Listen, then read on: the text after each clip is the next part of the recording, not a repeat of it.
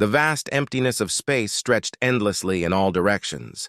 Among the twinkling stars, a sleek silver spacecraft glided silently. Its smooth surface reflected the distant starlight, making it look like a shooting star. This was the Zephyr, pride of the Galactic Alliance's fleet. Inside the ship, Captain Zorax stood tall, his forearms crossed over his chest. His green skin shimmered under the soft light of the bridge. He looked out at the stars, feeling proud. The Zephyr was the fastest ship in the galaxy. Nothing could stop it. "Captain," a voice called out. It was First Officer Lyra, her purple tentacles waving gently as she approached. "We're nearing the Earth sector." Zorax nodded. "Excellent. Increase speed. I want to reach Centauri base ahead of schedule." Lyra tapped some buttons on her console. The ship hummed louder as it picked up speed. Zorax smiled, feeling the power of the engines. But his smile didn't last long. Suddenly, a loud bang echoed through the ship. The floor shook violently. Zorax stumbled, catching himself on a nearby rail. "What was that?" he shouted. Alarms blared. Red lights flashed everywhere. Crew members ran back and forth, checking screens and punching buttons. "Captain!" Lyra yelled over the noise. "The main engine has failed!" Zorax couldn't believe his ears. The Zephyr's engine was the best in the galaxy. It couldn't just fail. "How is that possible?" he demanded. Lyra's tentacles moved frantically over her console. "I don't know, sir. All systems were working perfectly a moment ago." The ship lurched again. This time, Zorax fell to the floor. He quickly got up. His pride hurt more than his body. "Status report," he ordered. "We're losing power fast," Lyra reported. "Backup systems are failing, too. We need to land somewhere, now." Zorax felt a chill run down his spine. This was bad. Very bad. The Zephyr was far from any Alliance planets. If they couldn't fix the ship soon, they'd be stranded in space. "Are there any nearby planets?" he asked, trying to keep his voice calm. Lyra checked her screens. "There's a small planet not far from here. It's Earth."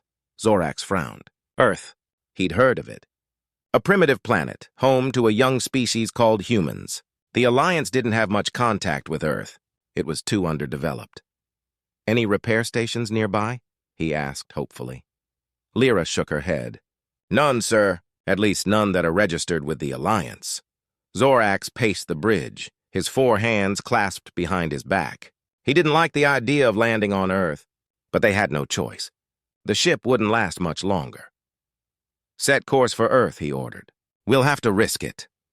The Zephyr changed direction, limping towards the blue-green planet. As they got closer, Zorax could see continents and oceans. It looked peaceful from up here. But who knew what dangers awaited them on the surface? As they entered Earth's atmosphere, the ship shook violently. Sparks flew from consoles. The air filled with smoke. "Brace for impact!" Zorax shouted. The Zephyr plummeted towards the ground. Trees rushed up to meet them. With a deafening crash, the ship plowed into a forest. It skidded along the ground, leaving a trail of destruction behind it. Finally, after what seemed like forever, the ship came to a stop. Silence fell over the bridge. Slowly, Zorax opened his eyes. He was alive. He looked around. His crew was shaken but mostly unhurt.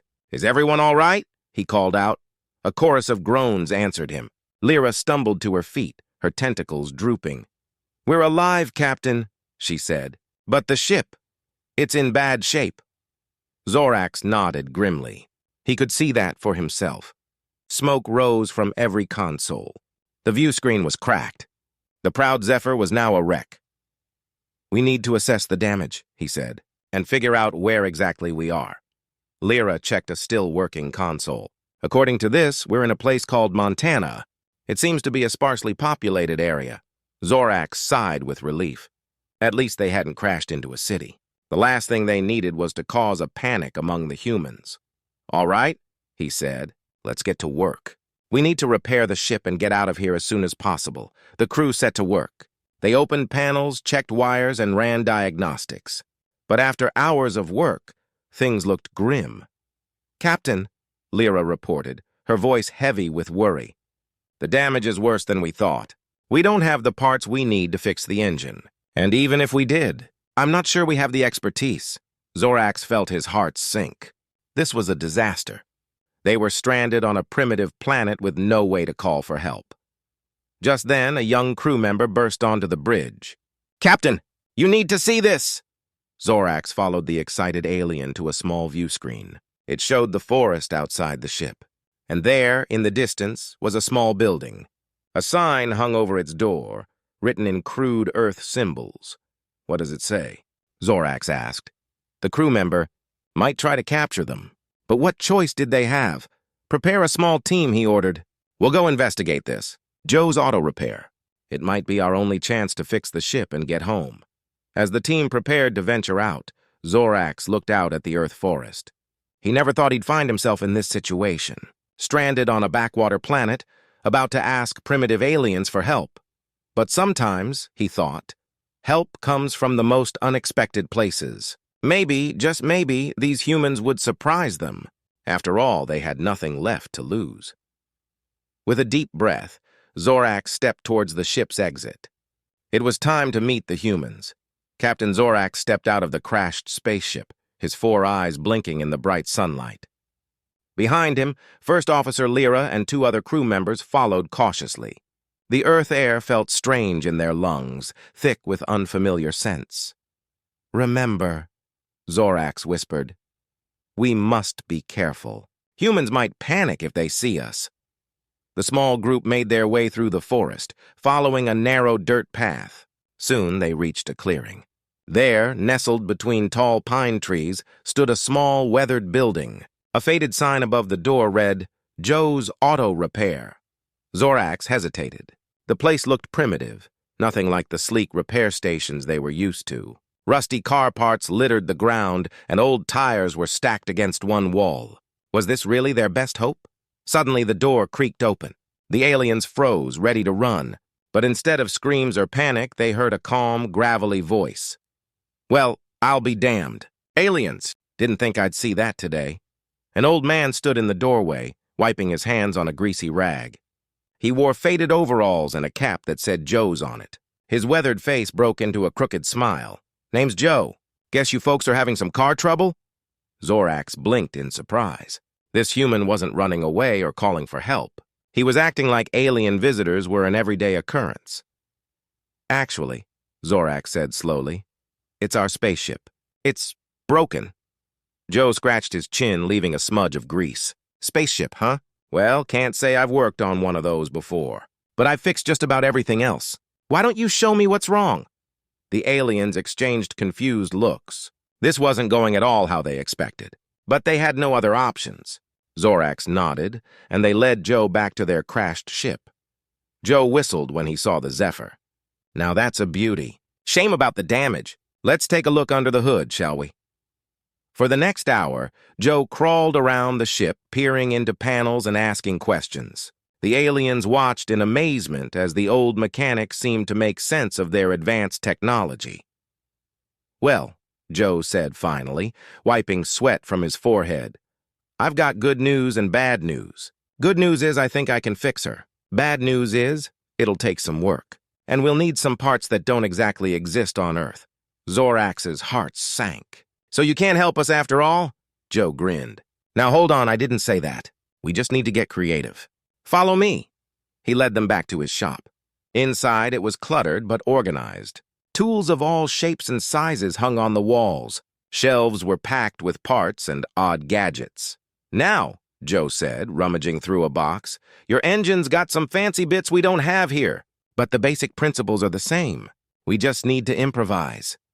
For the rest of the day, Joe worked tirelessly. He modified Earth parts to fit alien technology. He created tools on the spot to deal with unique problems. All the while, he explained what he was doing, teaching the aliens about human ingenuity. "See," he said, holding up a strange contraption. "This here's a turbo-encabulator. Well, that's what I call it anyway. It'll replace that burnt-out doohickey in your engine." Lyra looked skeptical. "But it's made from Earth materials. How can it possibly work with our advanced systems?" Joe winked. "That's the beauty of it, miss. Good engineering is good engineering, no matter where you're from. It's all about understanding the principles and thinking outside the box." As the sun began to set, they made their way back to the ship. Joe carried a box full of his improvised parts and tools. The aliens watched in awe as he got to work. He crawled into tight spaces, rewired complex systems, and welded parts together. All the while, he hummed old Earth tunes and told stories about other tough jobs he'd tackled. "You know," he said, his voice muffled as he worked deep in the engine, "I once fixed a tractor with nothing but duct tape and a coat hanger. This ain't so different. Just gotta use your noggin." Hours passed.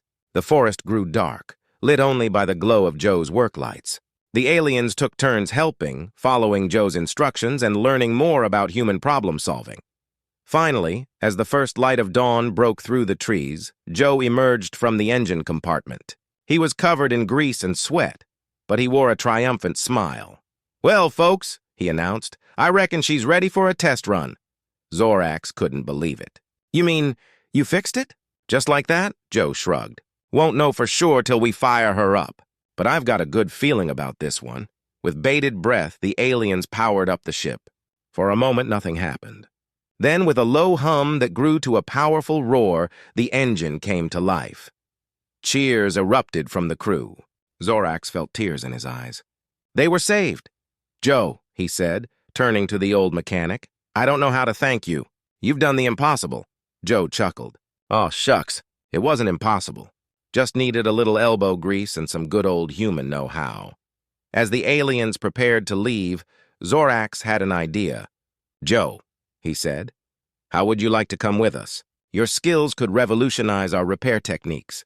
"You'd be a hero in the galaxy?" Joe thought for a moment, then shook his head. "That's mighty kind of you, Captain. But my place is here. There's always someone breaking down on this old highway, needing a hand. Can't leave them without a mechanic, can I?" Zorax nodded, understanding. As they said their goodbyes, he realized that they had encountered something far more valuable than just a repair shop. They had discovered the true power of humanity, adaptability, creativity, and an unshakable spirit. As the Zephyr rose into the sky, the aliens watched Joe wave goodbye. He was just a speck on the ground now, a humble mechanic in the middle of nowhere. But to them, he represented the best of what humans could be. Zorax turned to his crew. "Set a course for home," he said, "and prepare a report for the Galactic Alliance. I think it's time we reconsidered our stance on Earth. These humans, they might just surprise us all." The ship streaked across the sky, leaving Earth behind. But the lessons they learned there of innovation, perseverance, and the power of thinking differently would stay with them forever. The news of the Zephyr's miraculous repair spread quickly through the galaxy. Alien ships of all shapes and sizes began appearing in the skies over Montana, each seeking the legendary human mechanic who could fix the unfixable. Joe's little repair shop was soon overwhelmed. Spaceships lined up along the highway, their alien crews camping out in the nearby forest. The old mechanic worked tirelessly, tackling each new challenge with a gleam in his eye and a wrench in his hand. One sunny morning, a massive ship appeared in the sky. It was unlike anything Joe had ever seen, a behemoth of twisted metal and pulsing energy fields. As it descended, the very air seemed to crackle with power. The ship landed with a thunderous boom, shaking the trees and sending birds scattering. A hatch opened, and out stepped the most intimidating alien Joe had ever laid eyes on. The creature was easily 12 feet tall, with skin like polished obsidian and eyes that glowed like dying stars. It wore armor that seemed to shift and move of its own accord. This was Admiral Xanthor of the Void Armada, known throughout the galaxy as both a brilliant military strategist and a ruthless conqueror. Xanthor's booming voice echoed across the clearing. "I seek the human called Joe. My battlecruiser, the Apocalypse, requires repairs that my engineers have deemed impossible. I have come to see if the rumors of this human's skills are true." Joe stepped forward, wiping his hands on his ever-present rag. He looked tiny next to the towering alien, but his voice was steady. "Well, howdy there, big fella. I'm Joe. What seems to be the trouble with your ship?" Xanthor's eyes narrowed. "You dare address me so casually, human? Do you not tremble before the might of the Void Armada?" Joe just shrugged. "Ain't never met an engine I couldn't fix, no matter who it belongs to. Now you want my help or not?" For a moment, it seemed like Xanthor might vaporize Joe on the spot. But then, to everyone's surprise, the alien admiral let out a booming laugh. "You have spirit, little human. Very well. Let us see if your skills match your confidence." Inside the apocalypse, Joe found himself surrounded by technology beyond his wildest dreams. The engine room was a maze of pulsing energy conduits and quantum stabilizers. At the center stood a massive dark matter reactor, its core a swirling vortex of unimaginable power. "The reactor is unstable," Xanthor explained. "It threatens to tear a hole in the fabric of space-time itself. My best engineers have tried everything. They say it's hopeless." Joe circled the reactor, his brow furrowed in concentration. He tapped pipes, listened to humming conduits, and peered into swirling energy vortexes. Finally, he stepped back and scratched his head. "Well, I'll be darned," he said. "This sure is a pickle." Xanthor's eyes flashed dangerously. "You mean you cannot fix it?" Then the rumors of your skills were greatly exaggerated. But Joe held up a hand. "Now hold your horses there, partner. I didn't say I couldn't fix it. Just said it was a pickle. But you know what? Every pickle's just an opportunity in disguise." For the next several hours, Joe worked tirelessly.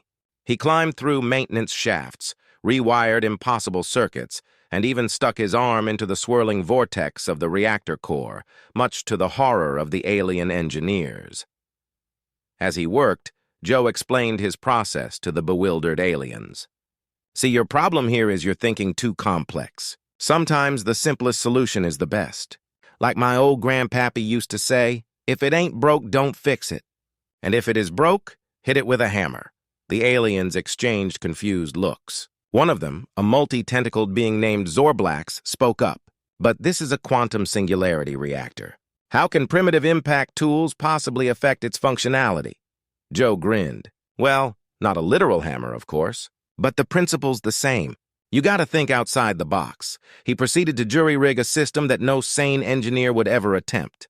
He rerouted power through a series of makeshift capacitors, some of which looked suspiciously like old car batteries. He created a feedback loop using a modified CB radio. And at one point, he even used a coat hanger to stabilize a particularly tricky energy conduit. The alien engineers watched in a mix of horror and fascination. Everything Joe did flew in the face of their advanced training. It shouldn't work. It couldn't work. And yet, with a final twist of his wrench, Joe stepped back. "All right, folks, let's fire this baby up and see what we've got." Xanthor gave the order, and the reactor hummed to life. For a moment, nothing seemed to happen. Then, slowly but surely, the swirling vortex at its center began to stabilize. The violent energy fluctuations calmed, settling into a steady, controlled flow. The alien engineers stared at their instruments in disbelief. It's working," Zorblax stammered. "The reactor is fully stabilized. Power output is at optimal levels." "But how?" "This defies all known laws of quantum mechanics." Joe just smiled and tapped the side of his head. "Sometimes you gotta stop relying so much on your fancy theories and start trusting your gut. That's the real secret to good engineering." Xanthor was silent for a long moment, his glowing eyes fixed on Joe. Then, to everyone's shock, the mighty admiral dropped to one knee before the human mechanic. "In all my centuries of conquest," Xanthor said, his voice filled with awe, "I have never witnessed such ingenuity. You have done the impossible, Joe of Earth. The Void Armada is in your debt." Joe looked embarrassed. "Oh, shucks. 'Twarn't nothing special. Just a day's work is all." As news of Joe's latest miracle spread, even more ships began to arrive. The forest around his little shop was soon filled with aliens of every description, all seeking the human who could solve the unsolvable. Joe took it all in stride, tackling each new challenge with the same calm determination. To him, it didn't matter if he was fixing a tractor or a starship. Good engineering was good engineering, no matter where you came from in the universe. As the sun set on another busy day, Joe sat on his porch, sipping a cold beer and looking up at the stars. The sky was filled with the twinkling lights of alien ships, all waiting their turn for his magical touch. He chuckled to himself. "You know," he said to no one in particular, "I always did say I wanted to expand the business someday. Guess the universe had other plans." And with that, Joe finished his beer and headed back to his shop. There were impossible repairs waiting to be made, and he was just the human for the job. The small planet Earth, once considered a backwater world by the galactic commune, the talk of the universe. Word of Joe's incredible repair skills spread like wildfire across the stars. His little shop in Montana had become the most sought-after repair station in the known galaxy. Alien ships of all kinds filled the skies above Joe's auto repair. The nearby forest had turned into a makeshift spaceport, with vessels from 1,000 worlds parked among the pine trees. The quiet Montana wilderness now buzzed with activity day and night. Joe, despite his newfound fame, remained the same humble mechanic he'd always been. He tackled each job with enthusiasm, whether it was a simple oil change for a local farmer's tractor or stabilizing the quantum core of a galactic cruiser. One busy afternoon, as Joe was elbow-deep in the engine of a Zorkanian freighter, a sleek silver ship descended from the sky. It was smaller than most, but its design was unlike anything Joe had ever seen. It landed gracefully in front of his shop, and out stepped 3 figures. The aliens were tall and slender, with shimmering blue skin and eyes that seemed to contain entire galaxies. They wore flowing robes adorned with symbols that shifted and changed as they moved. These were the Celestials, known throughout the universe as keepers of cosmic knowledge. The leader of the group approached Joe, who was wiping his hands on his trusty rag. "Greetings, Joe of Earth," the Celestial said, its voice like music. "I am Zix, Grand Archivist of the Cosmic Library. We have traveled far to seek your aid." Joe tipped his cap. "Well, howdy there, Zix. Nice to meet ya. What seems to be the trouble with your ship?"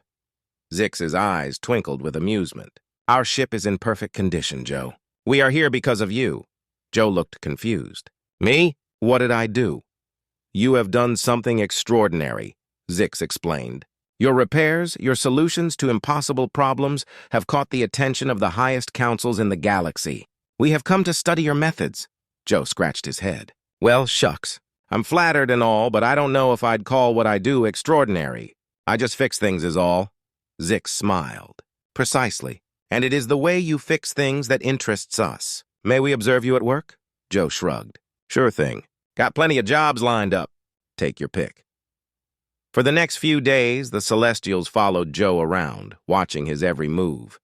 They observed as he fixed a Plutonian warp drive using parts from an old microwave and some duct tape. They marveled as he rebalanced a Neptunian gravity generator with nothing but a bicycle pump and a rusty tuning fork. Each time Joe completed a seemingly impossible repair, the Celestials would huddle together, discussing in hushed tones and making notes in books that seemed to be made of pure starlight. On the 3rd day, as Joe was taking a break on his porch, Zix approached him. "Joe," the Celestial said, "we have been studying your methods and we have a theory about your extraordinary abilities." Joe took a sip of his lemonade.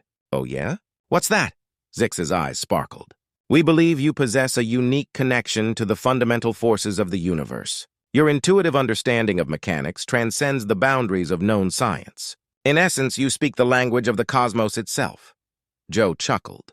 "Well, that sure sounds fancy. But I don't know about all that. I just listen to what the machines tell me, you know?" Zix nodded eagerly. "Exactly. That is precisely what makes you special, Joe. You listen in a way that others do not. You hear the whispers of the universe in every gear and wire." As they talked, a commotion arose from the makeshift spaceport. A massive ship, easily the size of a small moon, had appeared in the sky. It descended slowly, its shadow covering the entire valley. The ship was a patchwork of different technologies, as if pieces of 1,000 different vessels had been cobbled together into one enormous whole. As it landed, a hatch opened, and out poured a stream of robots of all shapes and sizes. At their head was a tall, spindly robot with glowing green eyes. It approached Joe and the Celestials, its movements jerky but purposeful. "Greetings," the robot said, its voice a melodious hum. "I am X-22, representative of the collective. We have journeyed from the far reaches of the galaxy to meet the one called Joe." Joe stood up, eyeing the strange assemblage of robots. "Well, you found him. What can I do for you folks?" X-22's eyes flickered. "We are a collective of artificial intelligences, Joe. We have evolved beyond our original programming, exploring the stars in search of knowledge. And now, we seek to learn from you." Joe looked surprised. "Learn from me? But y'all are advanced AIs. What could I possibly teach you?" "Creativity," X-22 replied. "Intuition, the ability to solve problems in ways that defy logical algorithms. These are traits that we have observed in your work, traits that we wish to understand and perhaps emulate."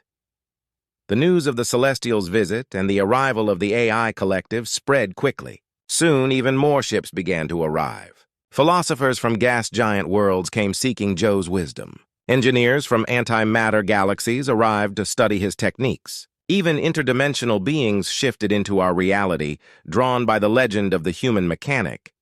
Joe's little shop had become more than just a repair station. It was now a beacon of innovation, a place where the brightest minds in the universe gathered to learn and share ideas.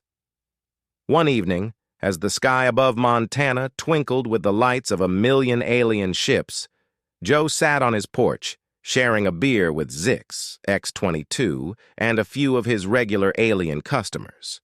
"You know," Joe said, looking up at the stars, "when I opened this shop, I never imagined anything like this. I just wanted to help folks get their cars running." Zix nodded sagely. "And yet, Joe, by doing just that, you have changed the course of galactic history. Your simple desire to help has sparked a revolution in thought across the universe." X-22's eyes glowed warmly. "Indeed, your methods have caused us to reevaluate our entire approach to problem-solving. You have shown us that there is magic in simplicity, power in thinking differently."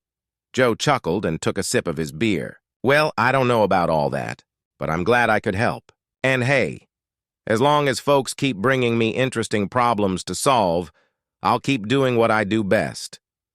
As the night wore on, Joe and his eclectic group of friends continued to chat and laugh. Above them, ships from across the galaxy continued to arrive, all drawn by the growing legend of Joe's auto repair, the little shop in Montana that had become the intellectual center of the universe. And Joe, ever humble, ever ready with a wrench and a smile, prepared for another day of impossible repairs and interstellar friendship. After all, in his mind, he was still just a simple mechanic, doing what he loved, one impossible job at a time. The once quiet valley in Montana had transformed beyond recognition. Where there was once just a small auto repair shop surrounded by pine trees, now stood a bustling intergalactic metropolis.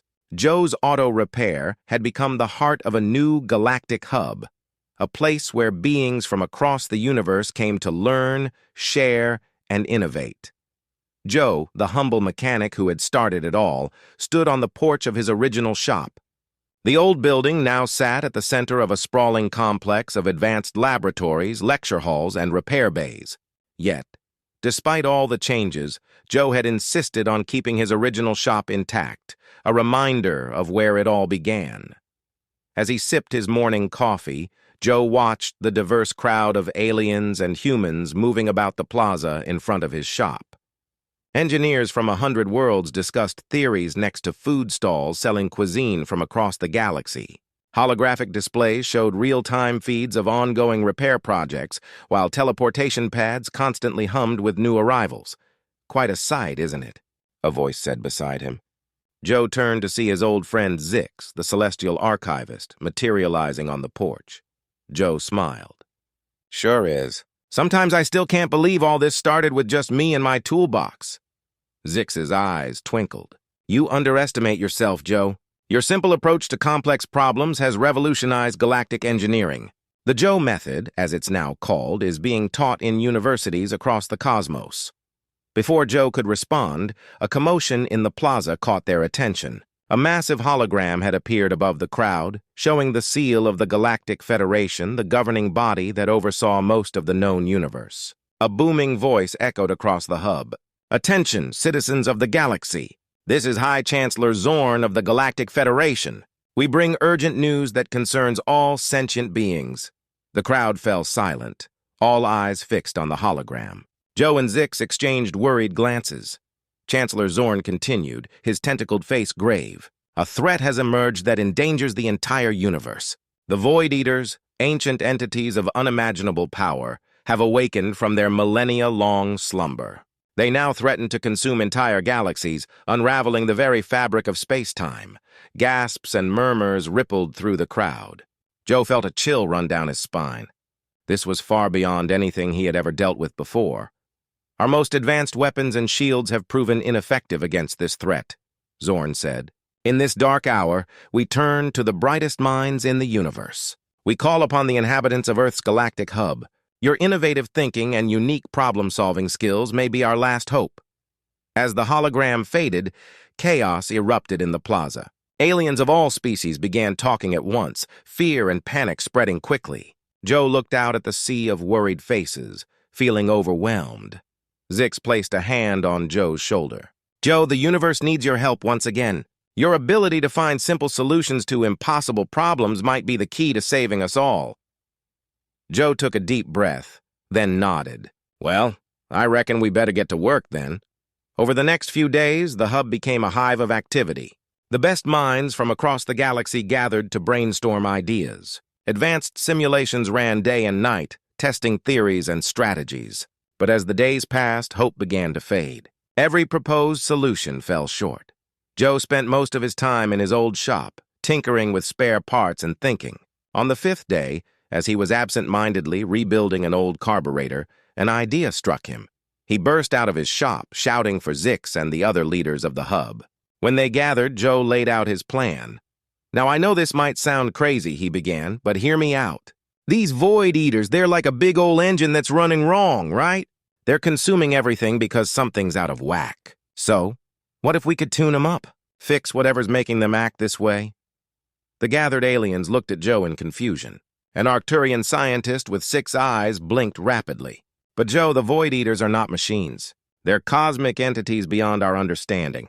Joe smiled. Everything's a machine if you look at it right. Even the universe itself. It's all just parts working together. Sometimes, when an engine's running too hot, you don't need to replace it.